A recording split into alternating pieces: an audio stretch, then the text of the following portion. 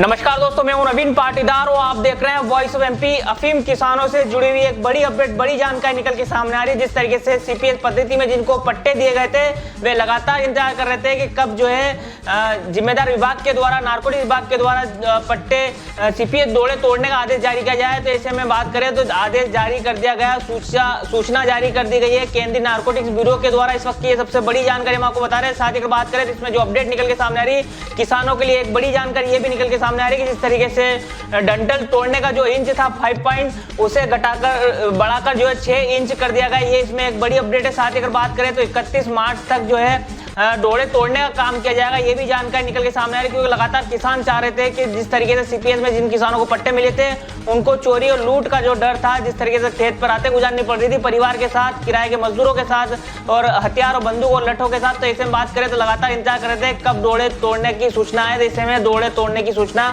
आ चुकी है। 31 मार्च तक डोड़े तोड़े जाएंगे। साथ ही एक डंठल को लेकर किसानों के सामने बड़ी परेशानी थी कि किस तरीके से जो केंद्र सरकार ने जो सीपीएस पद्धति को लेकर जो नियम जारी किए गए थे, डंठल को लेकर 5 इंच के उससे बढ़ाकर 6 इंच कर दिया गया है। इस वक्त की सबसे बड़ी जानकारी हम आपको बता रहे हैं कि अब जो है सीपीएस में जिसको पट्टे मिले उनको तोड़ने के लिए आदेश जारी हो चुके हैं। इस तरह की जानकारी निकल के सामने आ रही है। सबसे बड़ी जानकारी हम आपको बता रहे हैं। बिरबल, हमारे महल की एक क्या बुरी हालत हो रखी है।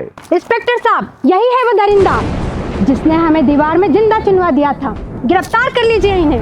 अनार करे तुमको तो मैंने जिंदा दीवार में चुनवा दिया था, तुम बाहर कैसे आई? जहां मैंने तो आपसे पहले ही कहा था कि अनारकली को बाप जी एएससी ब्लॉक से बनी दीवार में चुनवाते हैं, लेकिन आपने मेरी एक नहीं सुनी। अब भुगतो। बाप जी एएससी सीमेंट ब्लॉक्स, इसमें ना सीमेंट और रेत की जरूरत होती है, ना ही तराई करने की झंझट।